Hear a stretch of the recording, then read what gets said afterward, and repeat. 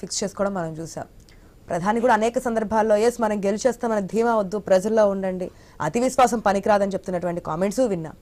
అదేవిధంగా కేటీఆర్ కావచ్చు, కేసీఆర్ కావచ్చు, జాతీయ రాజకీయాల్లోకి వెళ్ళిన తర్వాత కేటీఆర్ కూడా మా పాత్ర లేకపోతే కేంద్రంలో ఏ పార్టీ కూడా మెజార్టీ సాధించి అంటే ప్రధాని అయ్యే అవకాశాలు లేవు, ఇది క్లియర్ గా ఉంటుందని చెప్పినటువంటి పరిస్థితులు విన్నాం. సో ఇదంతా కూడా ఎక్కడ బీఆర్ఎస్ స్ట్రాంగ్ అయిపోతుందని చెప్పి ముందు తెలంగాణ రాష్ట్రంలోనే దీన్ని అణచాలి అనే ప్రయత్నాలు చేస్తుంది బీజేపీ అనే ఊహాగానాలు కూడా వినిపిస్తున్నాయి. దానికి తగ్గట్టుగానే ఎంపీలు లాక్కోవడం కానీ స్ట్రాంగ్ ఉన్న క్యాండిడేట్స్ ని, మీకు ఇక్కడ బలం లేకపోవడంతో స్ట్రాంగ్ ఉన్న క్యాండిడేట్స్ ని పక్క పార్టీల నుంచి మెయిన్ గా బీఆర్ఎస్ నుంచి తీసుకుంటున్నారనే ప్రశ్నకి ఏం చెప్తారు? మీకు రెండు సినారియోస్ ఎక్స్ప్లెయిన్ చేస్తా. టీఆర్ఎస్ గా ఉన్నప్పుడు, బీఆర్ఎస్ గా ఉన్నప్పుడు 2018లో రెండోసారి గవర్నమెంట్ కేసీఆర్ గారు ఫామ్ చేసిన తర్వాత సారు కారు 16 అని అన్నారు. అప్పుడే వాళ్ళకి ఇచ్చిన సీట్లు 9 సీట్లు ఇచ్చారు. అంటే మేము ప్రధాని అయిపోతాను, లేకపోతే ఉప ప్రధాని అయిపోతాను, స్టాలిన్ని సపోర్ట్ చేయమని, మమతా బెనర్జీని సపోర్ట్ చేయమని, కమ్యూనిస్టులను సపోర్ట్ చేయమని, వీళ్ళింటికి వాళ్ళు ఎక్కిన గడప దిగిన గడప లేదు అని అన్నట్టు కేసీఆర్ గారు అప్పుడు సొంత చార్టర్డ్ ప్లేన్ వేసుకొని అల్లుడిని, కూతుర్ని, కొడుకుని అందరినీ వేసుకొని మొత్తం దేశం మొత్తం తిరిగారు. అప్పుడు ఇచ్చినవే ఉన్న సీట్లలో 50%. టీఆర్ఎస్ బీఆర్ఎస్ అయింది. ఎందుకైంది? దేశ్కి నేత. సో దేశ్కి నేత అని అన్నప్పుడు ఏమైంది? రాష్ట్రంలో ఉన్నది కూడా జారిపోయింది.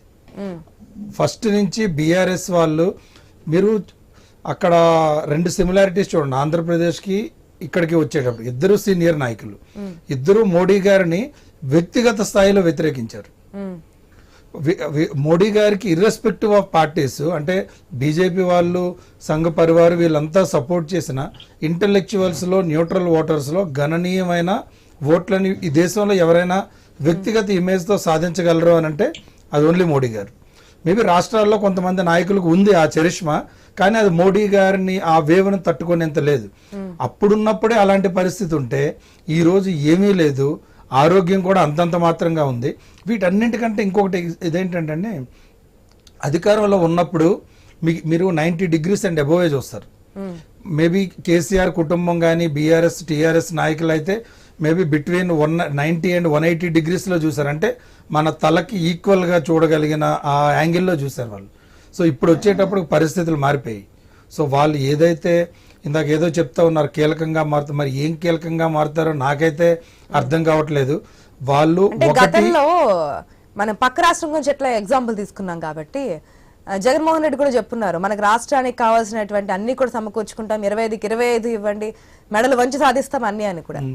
కాకపోతే అప్పుడు కూడా సేమ్ ఎలక్షన్స్ తర్వాత మాట మారినటువంటి పరిస్థితి, వారు క్లియర్ కట్ గా మెజారిటీ వచ్చింది కాబట్టి మనం ఏం చేయలేకపోతున్నామని. సో అట్లాంటి పరిస్థితి ఈసారి రాదు, ఎందుకంటే 2 సార్లు మీరు గెలుచున్నారు, ఎంతో కొంత వ్యతిరేకత అనేది ఉంటుంది కదా. సో ఇప్పుడు మా యొక్క ఎంపీ స్థానాలు అనేవి కీలకం కాబోతున్నాయి. అటు ఇండియా కావచ్చు, ఇటు ఎన్డీఏ కూటమి కావచ్చు, ఏ పార్టీ అయినా సరే, ఏ కూటమైనా సరే ప్రధాని హోదాలో కూర్చోవాలంటే మా బలం కీలకం. ఎందుకు అసలు బీఆర్ఎస్ కు ఓటు ఎందుకు వేయాలి అని అడుగుతున్నాను నేను. తెలంగాణ ప్రజలు ఎంపీ అభ్యర్థులుగా బీఆర్ఎస్ అభ్యర్థులకు ఎందుకు ఓట్లు వేయాలి? ఒకవేళ బీఆర్ఎస్ కు ఓటు వేశారని అనుకుందాం, ఏం చేయగలరు వాళ్ళు? ఇప్పుడు ఒకవేళ బీజేపీకి ఇస్తే రేపు కేంద్రంలో బీజేపీ ప్రభుత్వం రాబోతుంది కనుక ఇక్కడ నుంచి వీలైనంత ఎక్కువ కేంద్ర మంత్రులు ఉంటారు, ఎక్కువ ఫండ్స్ తీసుకొని వచ్చి స్టేట్ ని డెవలప్ చేయడానికి ఉంటుంది. కాంగ్రెస్ అంటే ఆల్రెడీ అందరూ చెప్తున్నారు 40, ఈవెన్ వాళ్ళ అధ్యక్షుడు మల్లికార్జున్ ఖర్గే గారు కూడా కొన్ని డిస్కషన్స్ లో 40 ఏమున్నాయి రాజేష్ గారు, గతంలో నలుగురిని ఇచ్చినారు కదా, 9 ఎంపీలు మనకి తెలంగాణ స్టేట్ నుంచి ఉన్నారు కదా, ప్రత్యేకంగా తెలంగాణ స్టేట్ కి ఇచ్చిన ఏమున్నాయి? ప్రత్యేకించి ఇవ్వనక్కర్లేదండి.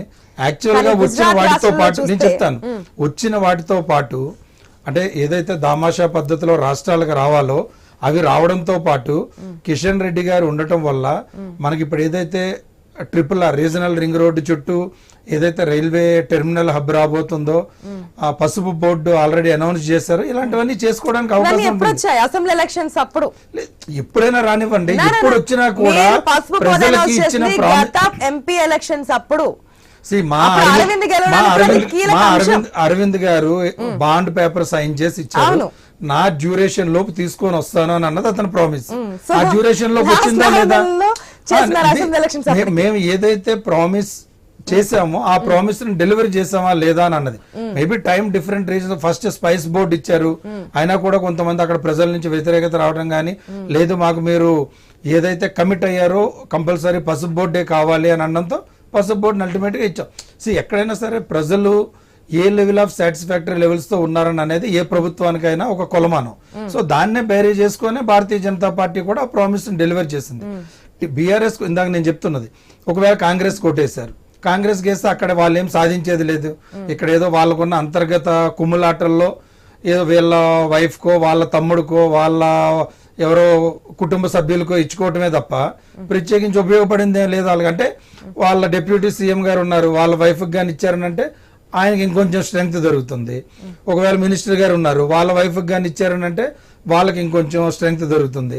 ఇంకో మినిస్టర్ వాళ్ళ తమ్ముడు వాళ్ళ వైఫ్, ఆయన కూడా ఎమ్మెల్యే, వాళ్ళకి ఇచ్చారనుకోండి వాళ్ళిద్దరికి ఇంకొంచెం స్ట్రెంగ్త్ దొరుకుతుంది. ఎందుకంటే కాంగ్రెస్ పెద్ద ఉపయోగపడేదే లేదు. ఆ ఎంపీలు వెళ్ళారనంటే ఊరికి చేతులు కట్టుకొని అక్కడో ఇక్కడో తిరగడం తప్ప, లేదా రేవంత్ రెడ్డి గారి దగ్గరికి వెళ్ళి అన్న నాకు ఏదైనా నామినేటెడ్ పోస్ట్ తప్ప ఇంకా ఏ పార్టీ అసలు నేను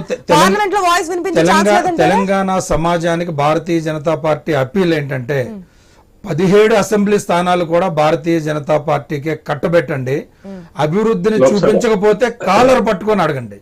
మీరు ఎవరినైనా సరే గల్లా పట్టుకొని ఎందుకు మాకు అభివృద్ధి చేయట్లేదు, ఈ సో అండ్ సో పథకాన్ని మీరు లేదా సో అండ్ సో ఏదైనా ఒక పాలసీని మీరు ఒకవేళ మాకు ప్రామిస్ చేశారు, అది ఎందుకు డెలివరీ చేయట్లేదు.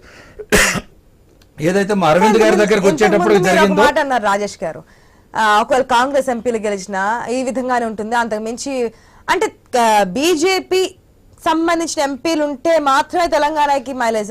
పార్లమెంట్ లో మిగిలిన ఎంపీలు క్వశ్చన్ చేయరా, చేయలేదా? బీజేపీ ఇప్పుడు మీరు గత 10 సంవత్సరాల్లో భారతీయ జనతా పార్టీ నరేంద్ర మోడీ గారి నాయకత్వంలో దేశం ఏ విధంగా అభివృద్ధి చెందుతుంది, దేశం తాలూకా గ్రాఫ్ ఏ విధంగా పెరిగింది, అవినీతి రహిత ప్రభుత్వాన్ని మేము ఎలా రన్ చేస్తున్నాం. కొన్ని మీడియా హౌస్లు బీజేపీకి పూర్తి వ్యతిరేకమైన మీడియా హౌస్లు కూడా యాక్సెప్ట్ చేస్తున్న ఒకే ఒక్క ఫ్యాక్ట్ ఏంటనంటే, ఇంతకు ముందు ఏ నేరారేడియా కానీ లేకపోతే కార్పొరేట్ లాబీయిస్టులు కానీ వీళ్ళందరూ కూడాను ఆ మంత్రాలయం చుట్టూ తిరుగుతూ క్యాబినెట్ సెక్రటరీస్ చుట్టూ తిరుగుతూ ఏది కావాలన్నా కంప్లీట్ చేసుకునే వాళ్ళు, మీడియా హౌస్లు కూడా ఏదైతే ఢిల్లీ బేస్డ్ ఉన్నాయో వాళ్ళందరూ కూడా ఒక బలీయమైన శక్తులుగా ఉన్నారు. ఈ రోజు వాళ్ళంతా కూడాను ఏదైతే మీడియా న్యూస్ కావాలంటే వెళ్ళి తీసుకోవటం, రావటం, కంప్లీట్ చేయటం. There is no corporate lobbyist. ఎవరైనా కూడా వాళ్ళకి అంటే రీసెంట్గా మాకే ఒక ఎక్స్పీరియన్స్ ఉంది. మేమే 4-5 టైమ్స్ ఒక మినిస్ట్రీ దగ్గరికి వెళ్తే మీరు 5th టైం విజిట్ చేస్తున్నారు, why, what is the purpose that you are visiting అంటే విజిలెన్స్ ఆ లెవెల్లో ఉంది. అంటే విజిటర్సే కొన్నిసార్లు వస్తున్నారంటే వాళ్ళ బయోమెట్రిక్ ని బేస్ చేసుకొని, వాళ్ళ నెంబర్ ఆఫ్ విజిట్స్ ని బేస్ చేసుకొని మానిటర్ చేస్తూ, అంటే అవినీతిని పూర్తిగా జీరో చేసాం. సో ఇది సరిపోదా భారతీయ జనతా పార్టీ ఓటేయడానికి? ఎంపీలను గెలిపించి ఎంపీలు కూడా ట్రాన్స్పరెంట్ గా ఉన్నారు. ఇప్పుడు మా 4 ఎంపీలు చూడండి, పార్లమెంట్ లో మన జరిగిన స్మోక్ కట్ కూడా మనం చూస్తున్నాం. అది భద్రతా వైఫల్యం అంటారేమో, ఓకే, అంటే నేనేమి 100% కానీ ఏదైతే దేశం 2014కు ముందు దేశం ఏదైతే ఆకాశం నుంచి పాతాళం వరకు ఉన్న అవినీతిని పూర్తిగా రూపుమాపాం. భారతదేశం ఇమేజ్ ని across the world global graph లో చూసేటప్పటికి మన కోసం యుద్ధాన్ని కూడా ఆపగలిగిన పరిస్థితులను ఈ రోజు ప్రధానమంత్రి నుంచి ఒక ఫోన్ వెళ్తే పుతిన్ లాంటివాడు కానీ జెలెన్స్కీ లాంటివాడు కానీ వినే పరిస్థితిని మనం క్రియేట్ చేసాం. మన విదేశాంగ విధానం పూర్తిగా కొత్త రూపు సంతరించుకుంది.